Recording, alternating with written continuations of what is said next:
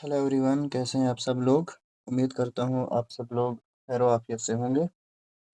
तो आज जो है हम पढ़ेंगे होमोनिम्स एंड होमोग्राफ्स जो है इंग्लिश के अंदर होते हैं, इनको हम क्या बोलते हैं, इनके बीच में क्या डिफरेंस है, कैसे हम पता लगा सकते हैं कि कौन सा होमोनिम्स है, कौन कौन सा होमोग्राफ है, होमोफोन्स क्या होते हैं। इन सब के बारे में आज की वीडियो में हम डिटेल में पढ़ेंगे। सबसे पहले बात करते हैं हम होमोनिम्स क्या होते हैं। ठीक है, तो होमोनिम्स जो हैं ये ऐसे वर्ड्स होते हैं जिनकी सेम स्पेलिंग होती है और सेम प्रोनाउंसिएशन होती है, बट इनका जो मीनिंग होता है वो डिफरेंट होता है। ठीक है, मीनिंग जो इनका डिफरेंट होता है।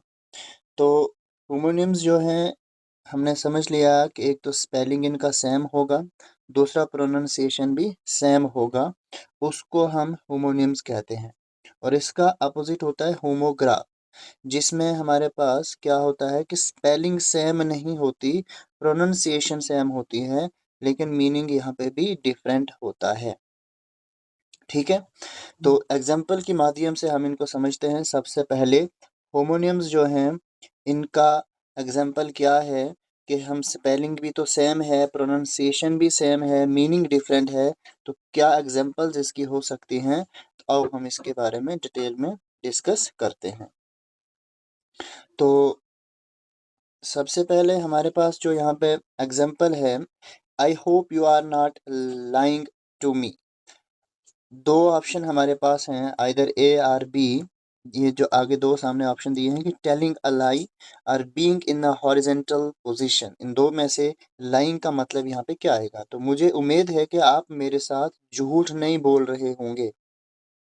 तो लाइंग का मतलब यहाँ पे क्या निकलता है कि टेलिंग अ लाई, कि आप मेरे साथ झूठ नहीं बोल रहे होंगे, LYING लाइंग। ठीक है, लेकिन दूसरा जो यहाँ पे सेंटेंस है, इस सेंटेंस में भी लाइंग का इस्तेमाल किया गया है। My books are lying dash dash on the table. अब यहाँ पे इस लाइंग का मतलब जो है वो निकल रहा है कि being in A horizontal position, मतलब कि एक टेबल जो है हॉरिजॉन्टल पोजीशन पे बुक्स पड़ी हुई हैं टेबल पे, तो उसको भी हम क्या बोलते हैं, लाइंग। अब दोनों का स्पेलिंग जो है वो सेम है, बट एक सेंटेंस में लाइंग का मतलब निकलता है कि झूठ बोलना, और दूसरे सेंटेंस में लाइंग का जो मतलब निकल रहा है वो निकल रहा है कि एक पोजीशन, हॉरिजॉन्टल पोजीशन में लाई करना। ठीक है, तो ये है, ऐसे सेंटेंसेस को हम क्या बोलते हैं, होमोनियम्स। क्या बोलते हैं, होमोनियम्स कहते हैं। दूसरा सेंटेंस जो हमारे पास है वो है the kids are going to watch dash TV tonight, कि जो बच्चे हैं आज की रात जो है टीवी को देखने जा रहे हैं, टीवी को देखने जा रहे हैं। तो ऑप्शंस जो हमारे पास सामने हैं कि small clock worn on the wrist या लुक एट। अब ये टीवी को देखना जा रहे हैं, तो वॉच का यहाँ पे मतलब निकलेगा लुक। ठीक है, the kids are going to watch TV tonight, या the kids are going to look at the TV tonight, आज की रात जो है वो टीवी को देखने जा रहे हैं। तो एक वॉच WATCH, इसका मतलब होता है कि देखना। क्या मतलब होता है इसका, देखना। बट जो दूसरा हमारे पास यहाँ पे वॉच होता है, उसका मतलब क्या है कि जो हमारे रिस्ट पे घड़ी होती है उसको भी हम वॉच कहते हैं, बट वो सेंटेंस अलग है। What time is it, what time is it, क्या वक्त है अभी। I have to set my watch, बोलता मैंने अपनी वॉच को सेट किया हुआ है। ठीक है, मतलब कि इस वॉच का जो यहाँ पे मतलब निकल रहा है, जो सेट की हुई है, कि मैंने एक छोटी सी घड़ी जो है अपने कलाई पे पहनी हुई है। ठीक है, तो इसका मतलब ये है हमारे पास। तो दोनों का मतलब क्या है, डिफरेंट डिफरेंट है दोनों सेंटेंसेस में। एक वॉच का मतलब होता है देखना, और दूसरे वॉच का मतलब होता है घड़ी जो हमारी रिस्ट पे होती है। तो ये भी हमारे पास स्पेलिंग सेम है, प्रोनाउंसिएशन भी सेम है, बट इसमें जो मीनिंग है दोनों सेंटेंस में वो अलग अलग है। तो इसको भी हम होमोनिम्स कहेंगे। नेक्स्ट हमारे पास है which page dash is the homework on, कि किस पेज पे आपने होमवर्क किया हुआ है, किस पेज के ऊपर आपने होमवर्क किया हुआ है, इसमें हम ये डिस्कस कर रहे हैं। तो इसमें हमारे पास क्या आएगा कि which page is the homework on, किस पेज के ऊपर आपने होमवर्क किया है। तो क्या इसमें meaning one sheet of paper आएगा या to call someone on an electronic page, मतलब किसी एक शीट के पेपर आप शीट पे जो है आपने होमवर्क किया हुआ है, तो इस पेज का मतलब निकल जाएगा कि वन शीट ऑफ पेपर, किसी एक शीट ऑफ पेपर पे आपने होमवर्क किया है, तो वो कौन सा शीट ऑफ पेपर है जिसके ऊपर आपने होमवर्क किया है, इस पेज का मतलब ये निकलेगा यहाँ पे। लेकिन सिमिलरली जो दूसरा पेज होता है PAGE, ये होता है किसी को कॉल करना एक इलेक्ट्रॉनिक वे में, एक इलेक्ट्रॉनिक पेजर होता है, ठीक है, एक इलेक्ट्रॉनिक पेजर होता है।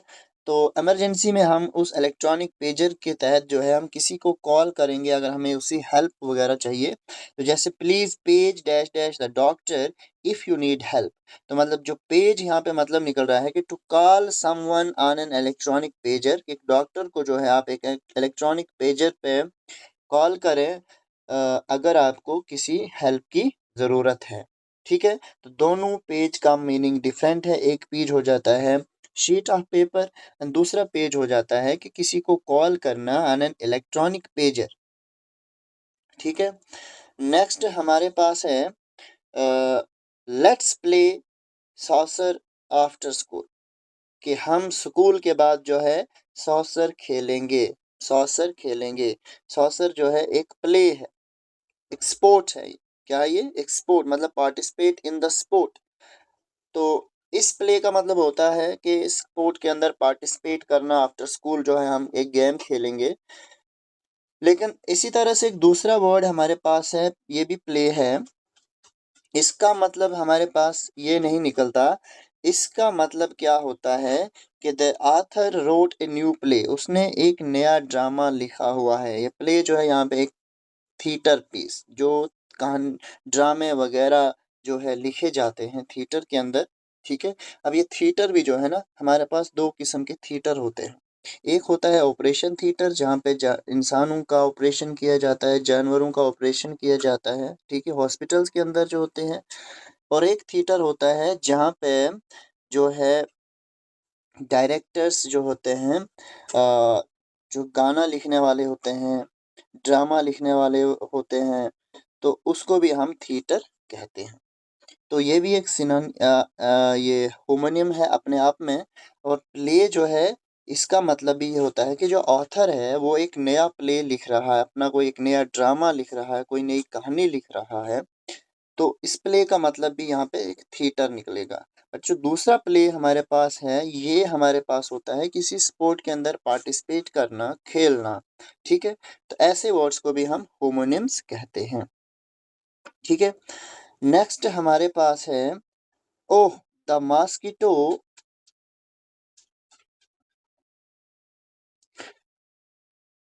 बिट मी, ठीक है। अब ये बिट का मतलब यहाँ पे क्या होता है कि मॉस्किटो ने मुझे काटा, मॉस्किटो ने मुझे काटा। अब ये जो बिट है ना, सबसे पहले हमारे पास ये एक फॉर्म है, बाइट की सेकंड फॉर्म ऑफ वर्ब है, ठीक है। फर्स्ट फॉर्म ऑफ वर्ब जो होती है वो होती है BITE bite, second form of verb जो है इसका वो होता है BIT बिट, और थर्ड फॉर्म भी इसकी होती है, ठीक है। तो इसमें हमारे पास क्या है कि सेकंड फॉर्म ऑफ वर्ब जो है बाइट की बिट होती है, जिसका मतलब होता है काटना, कि मच्छर ने मुझे काटा, ठीक है। द मॉस्किटो बिट मी, कि मच्छर ने मुझे काटा था, मच्छर ने मुझे काटा था। तो इस वाले बीट का मतलब तो निकल जाएगा कि किसी मच्छर ने मेरे को काटा था। बाइट की सेकंड फॉर्म है जो हम पास्ट टेंस में यूज करते हैं, पास्ट सिंपल टेंस में। लेकिन एक बिट जो होता है उसका मतलब होता है स्मॉल अमाउंट।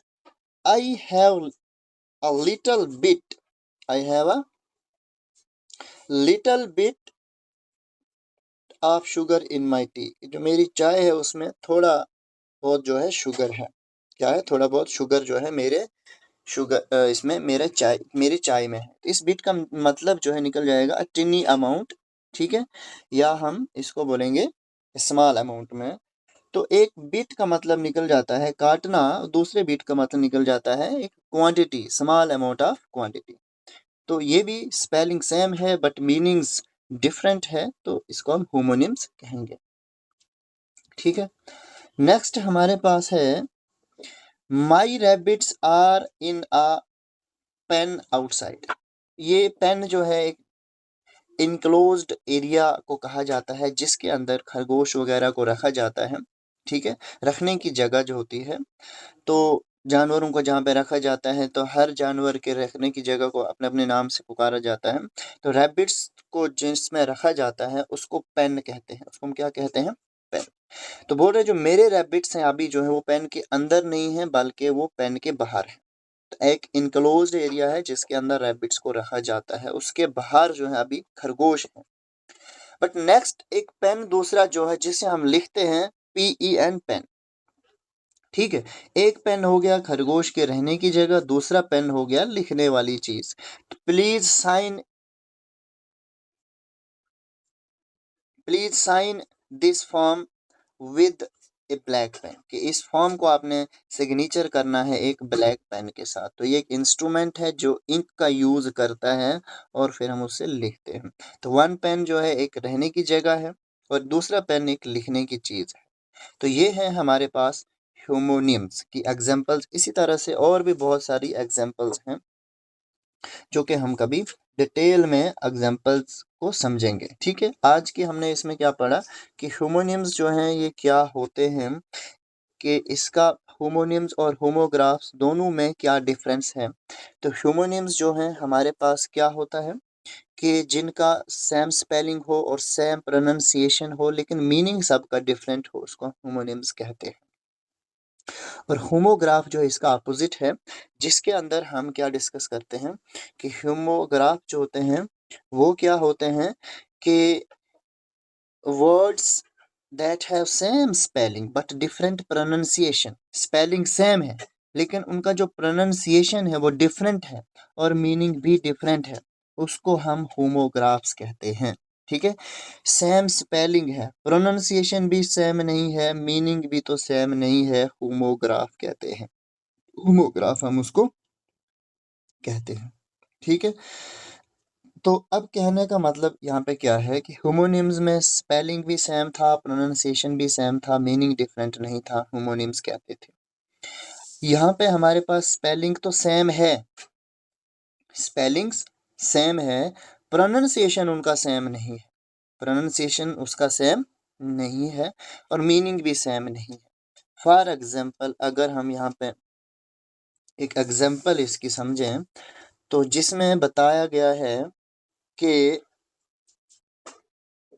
एक सेकेंड,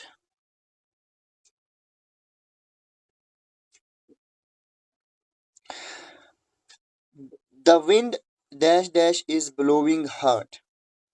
ठीक है, विंड, WIND, विंड। और दूसरा जो हमारे पास यहाँ पे है वो है I have to wind my clock, I have to wind my clock. अब इसका मतलब यहाँ पे क्या निकल रहा है, इसका मतलब यहाँ पे क्या निकल रहा है, दोनों में डिफरेंस क्या है। एक जगह आपके पास WIND, देखो spelling same, WIND spelling same. अब एक विंड का यहाँ पे मतलब है मूविंग एयर, मूविंग एयर। और दूसरे विंड, यहाँ पे जो ये WIND इसको अब विंड नहीं पढ़ेंगे, यहाँ पे इसका होता है वाइंड। इसका मतलब क्या होता है, वाइंड। ठीक है, तो मतलब I have to wind my clock, मैंने अब अपने क्लॉक को जो है वाइंड करना पड़ेगा। वाइंड का मतलब यहाँ पे निकलता है टर्न करना पड़ेगा, अपनी क्लॉक को मुझे टर्न करना है। ठीक है, तो एक यहाँ पे जो WIND स्पेलिंग तो दोनों की सेम है, लेकिन एक का मतलब विंड है जिसका मतलब होता है कि जो हवा है बहुत तेजी से जो है चल रही है, ब्लो हो रही है। लेकिन दूसरा WIND है, इसको अब हम विंड नहीं पढ़ेंगे, यहाँ पे सेंटेंस में अकॉर्डिंग टू मीनिंग इसका मतलब हो जाएगा वाइंड करना, कि टर्न करना। ठीक है, तो ये होते हैं हमारे पास होमोग्राफ की, स्पेलिंग तो सेम है लेकिन प्रोनाउंस भी हम इसको डिफरेंट करते हैं और मीनिंग भी दोनों का डिफरेंट होता है। ठीक है, तो अब हमारे पास यहाँ पे नेक्स्ट क्या है, द सिंगर मेड अ लो बो टू द ऑडियंस, लो बो टू द ऑडियंस। और दूसरा भी क्या है, मारिया प्लेस्ड अ रेड बो on the birthday gift, on the birthday gift. अब यहाँ पे क्या होगा, एक BOW बो, ठीक है, और दूसरा भी हमारे एक बो ये है, दूसरा ये बो है। क्या आप दोनों सेंटेंस में इसको बो पढ़ा जाएगा या कुछ और पढ़ा जाएगा? ठीक है, तो सिंगर जो है वो क्या कर रहा है, एक बहुत ही लो बो जो है बना रहा है, किसके लिए, ऑडियंस के लिए। तो बो मतलब क्या हो रहा है, ऑडियंस के लिए वो झुक जा रहा है। एक सिंगर है तो उनको पास जब वो जाता है तो वो थोड़ा बहुत झुक जाता है और उनको क्या करता है, सलाम करेगा, विश करेगा, तो थोड़ा झुक जाएगा, है ना, ऑडियंस के लिए।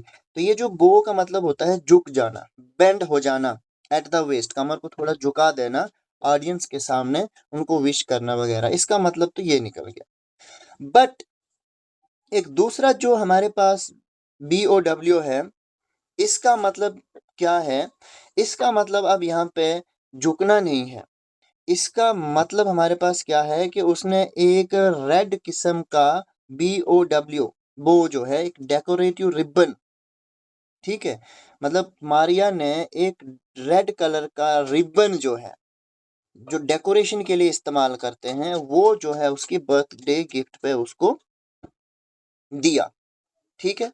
तो वहां पे रख दिया, नहीं रखा, प्लेस्ड, एक उसकी बर्थडे गिफ्ट पे जो है उसने क्या रखा, एक रेड बो, जो एक रिबन होती है डेकोरेशन के लिए जिसका इस्तेमाल किया जाता है, ठीक है। अब इसको हम ये वाला BOW और इसका ये वाला BOW, इन दोनों की जो प्रोनाउंसिएशन है वो डिफरेंट है, दोनों जगह हम इसको बो नहीं पढ़ते हैं, ठीक है। एक जगह जो जब हम इसको एज ए झुकना, बेंड होने के मीनिंग में इस्तेमाल करेंगे तो उस टाइम इसका मतलब निकलता है बाव, BOW बाव, ठीक है। और जब हम इस का इस्तेमाल जो है एज ए रिबन इस्तेमाल कर रहे हैं, कि हम किसी गिफ्ट में जो है इसको दे रहे हैं एज ए डेकोरेशन के लिए, एक रेड कलर का रिबन हम दे रहे हैं, तो उस टाइम इसका जो मतलब है वो निकलेगा बो, BO बो। मतलब जैसे सो है तो rhyming with so, rhyming words होते हैं ना, सेम जैसी आवाज, सो बो, ठीक है। तो ये वाला BOW जो है ना, इसका मतलब यहाँ पे निकलेगा बो, और ये वाला BOW जो है इसका मतलब निकलेगा बाव। क्या निकलेगा, बाव। द सिंगर मेड अ लो बाव टू द ऑडियंस, मतलब थोड़ा बहुत जो है वो झुक गया ऑडियंस के लिए, ठीक है, उनको विश करने के लिए। लेकिन एक जो यहाँ पे ये वाला बो है, बो, इसका मतलब निकल रहा है यहाँ पे कि मारिया ने जो है एक रेड डेकोरेटिव रिबन, एक डेकोरेशन वाला रिबन जो है बर्थडे गिफ्ट पे उसको पेश किया, ठीक है। समझ आ गई? तो दीज आर होमोग्राफ्स, दोनों का स्पेलिंग तो सेम है, लेकिन इनका प्रोनाउंसिएशन और इनका मीनिंग जो है दोनों सेंटेंस में अपना अपना है। सेम वे में हम इनको प्रोनाउंस भी नहीं करते हैं और मीनिंग भी दोनों सेंटेंसेस में सेम नहीं है। नाउ नेक्स्ट इज हमारे पास all the students are present today, all the students are present today। और दूसरा हमारे पास the boss will present the award at 10 AM or PM। Spelling तो सेम है, PRESCNT, प्रेजेंट। एक प्रेजेंट का मतलब होता है कि सभी बच्चे आज यहाँ मौजूद हैं, तो इसका इस वाले प्रेजेंट का मतलब निकलेगा हियर, ठीक है। All the students are present here, ठीक है। तो दूसरा वाला जो बॉस जो है आज अवार्ड देगा 10 बजे, तो इस वाले जो प्रेजेंट का मतलब है वो होता है देना। स्पेलिंग तो सेम है तो हम प्रेजेंट बोलेंगे, लेकिन इनका प्रोनाउंस सेम नहीं है। जो ये वाला प्रेजेंट है इसका जो आवाज जो है ना वो प्लीजेंट, मतलब प्लीजेंट की तरह निकलती है, तो हम प्रेजेंट बोलेंगे इसको, प्रेजेंट, प्रेजेंट, PRE, प्रेजेंट, ठीक है। लेकिन ये वाला जो प्रेजेंट है जिसका मतलब ग्यू है, कि देना, वो अवार्ड देगा आज 10 बजे। इसका जो आवाज जो निकलता है वो निकलता है रेसेंट की तरह। किसकी तरह? मतलब रेसेंट वर्ड की राइमिंग वर्ड्स की तरह हम इसका आवाज जो निकालेंगे। तो इस वाले प्रेजेंट का मतलब देखो, ये होता है प्रेजेंट, यह है प्रेजेंट, याद रखना है प्रेजेंट प्रेजेंट। इसका मतलब होता है कि मौजूद, वो यहाँ पे सब के सब स्टूडेंट्स यहाँ पे मौजूद हैं। और ये वाला प्रेजेंट देखो, प्री एंड प्रे, ठीक है। तो इन दोनों में आपने डिफरेंस याद रखना है। एक का मतलब होता है हियर, कि यहाँ पे मौजूद है। एक का मतलब होता है देना, अवार्ड्स को देना, ठीक है। नेक्स्ट है please close the door, rhyming with doze. The boy sat close to his uncle. इसका जो, अब ये जो क्लोज है ना, ये वाला जो ऊपर वाला क्लोज है, डोर को बंद कर लेना, शट द डोर। तो ये पहला बी के साथ मिलेगा, जिसको हम राइमिंग करते हैं टूज। टूज जो होते हैं टूज, ठीक है। टूज क्या होते हैं? हमारे जो फुट होते हैं, ठीक है। जैसे हमारे इंग्लिश में ये हाथों में जो थंब होता है, ठीक है, इस तरह से जो टूज का सबसे बड़ी जो फिंगर होती है, ठीक है, उसको हम टूज कहते हैं। तो ये वाला क्लोज जो है, इसका राइमिंग वर्ड्स जो है, प्रोनाउंसिएशन जो है वो टूज की तरह निकलती है, क्लोज, CLOS, क्लोज, ठीक है। लेकिन जो ये वाला क्लोज है, इसका राइमिंग वर्ड जो है, मतलब इसकी जो प्रोनाउंसिएशन है वो डोज की तरह निकलती है। क्लोज, ये क्लोज है और ये क्लोज है। Please close the door. तो ये the boy sat close to his uncle, इस वाले क्लोज का मतलब निकलेगा नियर, कि वो अपने अंकल के नजदीक बैठा। लेकिन जो ये वाला क्लोज है, इसका क्लोज पढ़ेंगे हम, CLOS, क्लोज, ठीक है, जिसका मतलब शट, बंद करना, दरवाजे को बंद करना, ठीक है। स्पेलिंग सेम है लेकिन प्रोनाउंसिएशन इसकी सेम नहीं है। तो ये जो बंद करने वाला क्लोज है, उसकी जो राइमिंग आवाज निकलती है वो किसकी तरह निकलती है? टूज की तरह, ठीक है, क्लूज, CLOS, क्लूज। लेकिन जिसका मतलब है कि वो किसी के नजदीक है, उसका हम राइमिंग वर्ड, मतलब कि कैसी आवाज उसकी निकलेगी? डोज की तरह, क्लोज, क्लोज, डोज। तो क्लूज, टूज, तो दोनों में याद रखना है, जिसकी आवाज टूज की तरह हो निकालनी है, उसका मतलब होता है बंद करना। और जिसकी आवाज डोज की तरह निकले, डोज उसका राइमिंग वर्ड हो, वो होता है क्लोज। क्लोज एंड क्लूज, ठीक है। क्लूज बंद करना, क्लोज नजदीक। दूसरा है अब हमारे पास ऐसे ही word, the rope was wound around his ankles. और दूसरा एक और है, the soldier received a wound in the battle. देखो स्पेलिंग मैं तो बता रहा हूँ wound wound, लेकिन दोनों सेम नहीं है। स्पेलिंग सेम है इसलिए पढ़े जा रहे हैं सेम, लेकिन अकॉर्डिंग टू मीनिंग इनको हमने अलग अलग प्रोनाउंस करना है, ठीक है।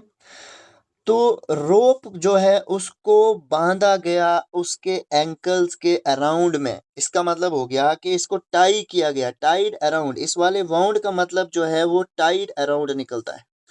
इसकी आवाज आपको निकालनी है पाउंड, तो that means wound, WOUND, wound, wound, pound, ठीक है। इसकी तरह इसकी आवाज निकलेगी, जिस वाउंड का मतलब होता है टाई अराउंड द एंकल्स, किसी चीज के अराउंड में बांध लेना। तो एंकल्स के इर्द गिर्द जो है वाउंड को बांध दिया था, रोप को बांध दिया था जख्म के इर्द गिर्द, जो कि उसके एंकल्स पे था। तो इसका जो राइमिंग वर्ड है वो निकलेगा पाउंड, पाउंड, वाउंड। लेकिन जो ये दूसरा वाला है, इसका जो राइमिंग वर्ड है ना, क्योंकि यहाँ पे क्या आ गया था, soldiers received a wound in the battle. अब इसका ये वाउंड है, ये वूंड है, जिसका राइमिंग वर्ड जो है मून की तरह निकालेंगे, मून की आवाज की तरह इसका निकालेंगे, मून, वूंड, वूंड, डी जो है इसमें हमने थोड़ा कम प्रोनाउंस करना है, वूंड। ये है वाउंड, ये है wound. Wound in the battle, मतलब उनको वहां पे इंजरी हुई, बैटल में जब सोल्जर्स गए थे उनको वहां पे इंजरी हुई। तो जब वूंड का मतलब इंजरी में निकले, तो इसको हमने मून की तरह, मून इसका राइमिंग वर्ड है, इस वर्ड में हमने इसको प्रोनाउंस करना है वूंड, WOUND, वूंड। लेकिन जब इसका मतलब ये निकले कि हम किसी चीज को किसी चीज के इर्द गिर्द टाई कर रहे हैं, बांध रहे हैं, टाइट कर रहे हैं, उस टाइम इसको हमने प्रोनाउंस करना है wound. Wound, wound, wound and wound दोनों में डिफरेंस है। ठीक है, अब हमारे पास नेक्स्ट है, लास्ट एग्जांपल पढ़ रहे हैं हम। I don't know if I will live और डाई। दूसरा है लास्ट नाइट आई सा the band play live in the concert. अब इनका मीनिंग हम यहाँ पे कैसे निकालेंगे? अकॉर्डिंग टू, सबसे पहले हमने इनका मतलब देखना है, फिर हम इसको निकालेंगे प्रोनाउंसिएशन, किस वक्त हमें इसको कैसे प्रोनाउंस करना है। कि आई डोंट नो, मुझे नहीं पता, इफ आई विल लिव और डाई, कि मैं जिंदा रहूंगा या मरूंगा, मुझे इसके बारे में कोई इल्म नहीं है। तो जब ऐसा मतलब निकले, तो इसको अब हमने ल्यू को कैसे पढ़ना है? राइमिंग विद ग्यू, ग्यू ल्यू। ठीक है, तो इसको हम ल्यू पढ़ेंगे जैसे हम पढ़ते हैं, I will live, LIVE, live or die, मैं जीऊंगा या मरूंगा, मुझे इस बारे में कोई पता नहीं। टू हैव लाइफ, कि मेरे अंदर मैं जीऊंगा या मरूंगा, मेरे अंदर लाइफ है या नहीं है, या मैं मर रहा हूं या नहीं, इसके बारे में मुझे कोई पता नहीं है। तो अभी हम इसको बोलेंगे लिव। क्या पढ़ेंगे इसको हम? लिव। बट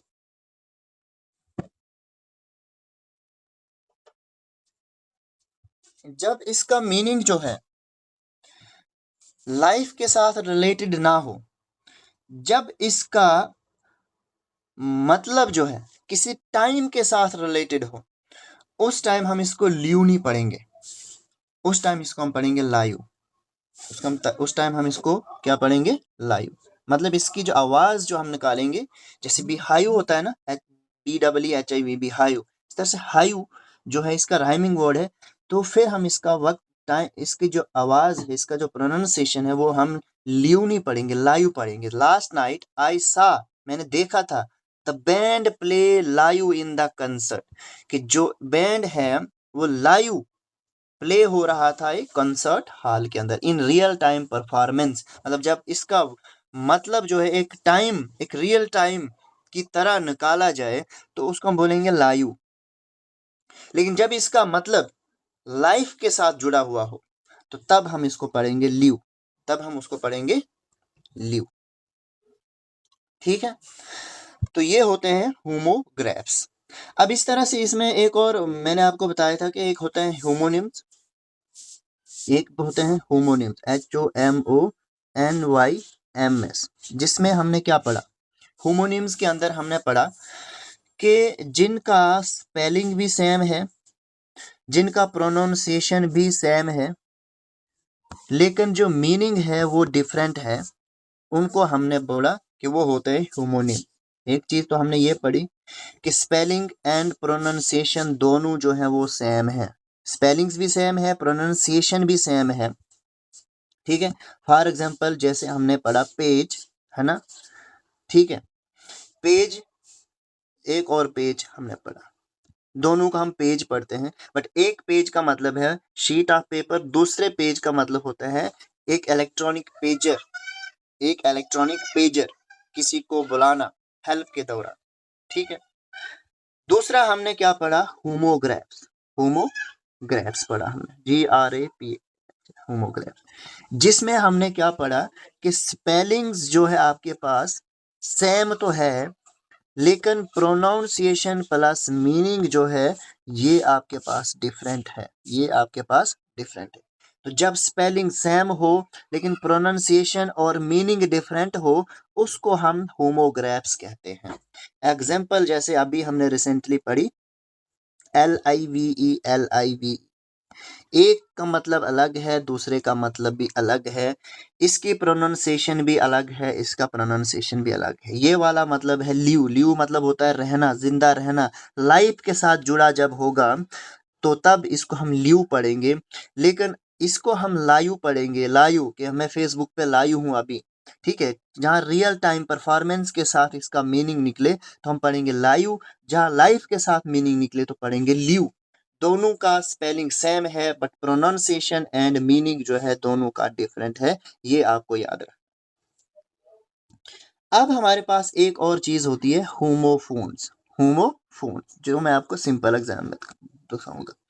इसमें क्या होता है, राइमिंग वर्ड्स जो होते हैं ना हमारे पास, राइमिंग वर्ड, जैसे मैं बोलूंगा बे, से, गे, सेम आवाज के वर्ड, स्पेलिंग भी सेम नहीं है, स्पेलिंग्स तो सेम नहीं है ना, स्पेलिंग भी सेम नहीं है, उसके बाद मीनिंग भी सेम नहीं है, लेकिन प्रोनाउंसिएशन जो है आपकी सबकी सेम होती है, उनको हम कहते हैं होमोफोन्स।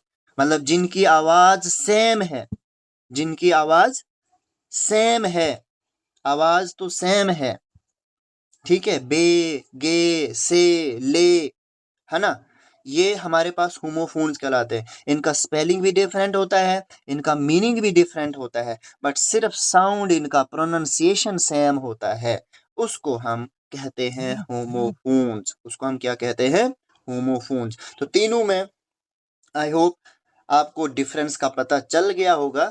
होमोनिम्स क्या होते हैं, होमोग्राफ्स क्या होते हैं और होमोफोन्स क्या होते हैं, बारीकी से मैंने आपको इनका मीनिंग समझाया, ठीक है।